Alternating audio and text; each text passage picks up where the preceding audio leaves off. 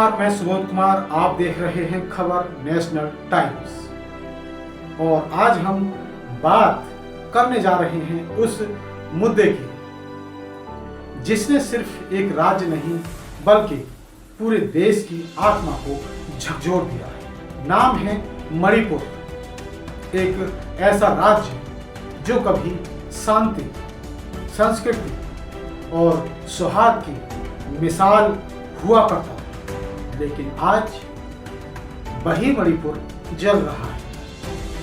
चीखें हैं, गोलियों की आवाज है और सबसे डरावनी बात, अब वहां इंसानियत भी दम तोड़ती नजर आ रही है और इस आग में अब घी डाल दिया है राजनीति, क्योंकि राहुल गांधी ने सीधे खुलकर बिना लाग लपेट के आरोप लगाया है कि इस पूरे नरसंहार के लिए भारतीय जनता पार्टी जिम्मेदार है। ये राहुल गांधी का बयान है। बीजेपी ने मणिपुर में आग लगा दी, ये राहुल गांधी का बयान है। अब ये सिर्फ एक राजनीतिक बयान नहीं, ये एक सीधा आरोप है, एक ऐसा आरोप जो देश की सत्ता के केंद्र पर उंगली उठाता है। जरा सोचिए, क्या कोई राज्य अचानक जलने लगता है? क्या सैकड़ों लोगों की मौत यूं ही हो जाती है? क्या हजारों लोग यूं ही बेघर हो जाते हैं?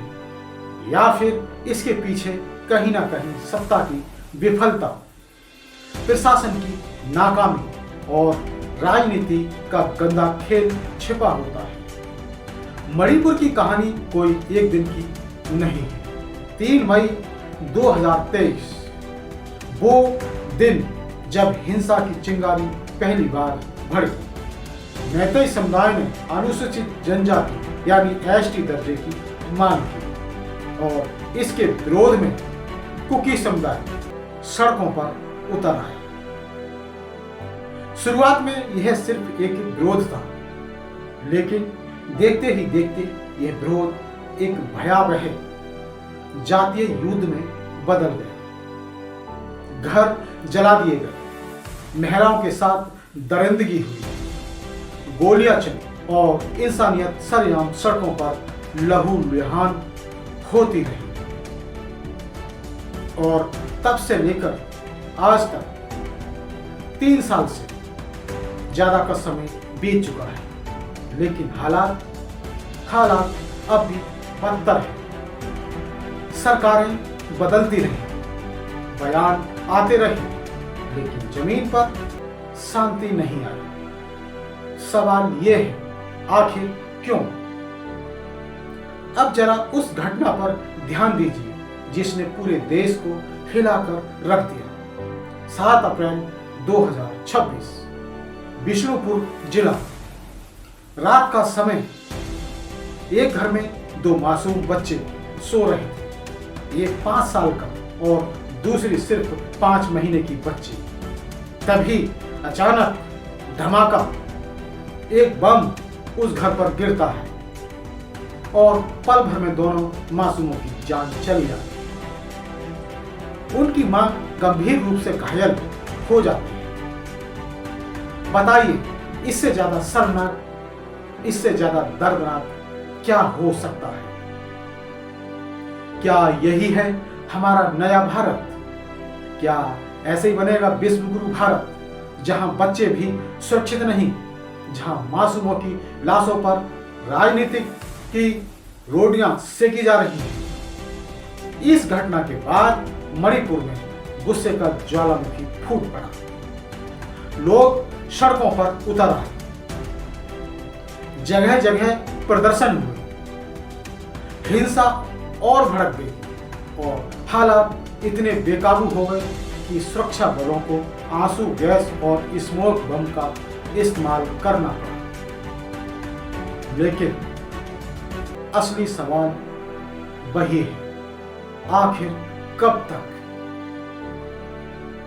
इसी बीच राहुल गांधी ने तमिलनाडु के कोलाचेल में एक रैली के दौरान जो कहा उसने सियासत में भूचाल ला दिया। उन्होंने कहा मणिपुर एक शांतिपूर्ण राज्य था, बीजेपी ने उसमें आग लगाई और आज वहां सिविल वॉर चल रहा है। अब सोचिए, अगर विपक्ष का नेता किसी राज्य को सिविल वॉर जोन कहता है तो ये कितनी गंभीर स्थिति है।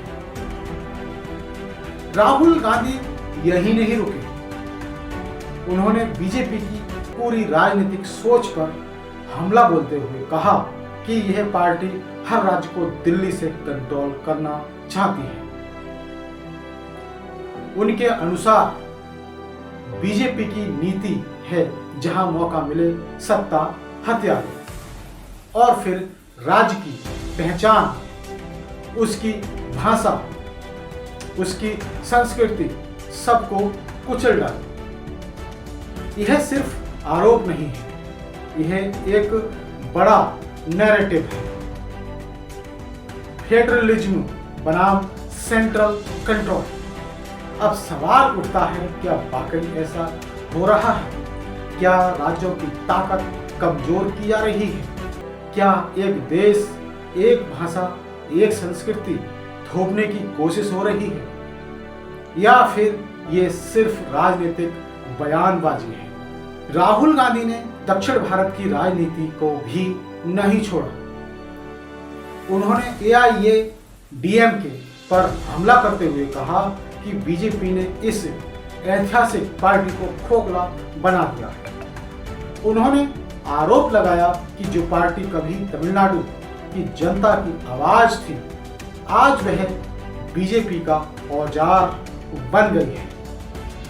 उनका कहना है कि भ्रष्टाचार के कारण इस पार्टी का नेतृत्व झुक गया है और अब यह स्वतंत्र नहीं रही।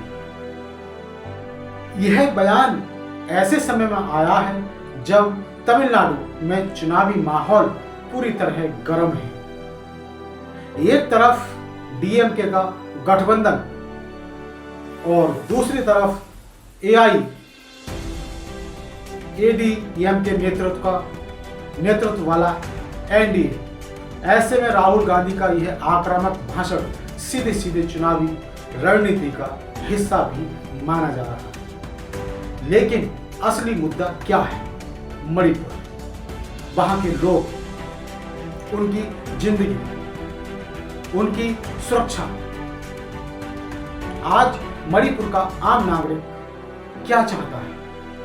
उसे राजनीति नहीं चाहिए, उसे बयान नहीं चाहिए, उसे चाहिए शांति, उसे चाहिए सुरक्षा, उसे चाहिए एक ऐसा माहौल जहां उसका बच्चा बिना डर के सो सके। लेकिन हकीकत क्या है? हकीकत यह है कि वहां लोग आज भी डर के साए में जी रहे हैं। हर दिन एक नया हमला, हर दिन एक नई मौत और हर दिन एक नया बयान।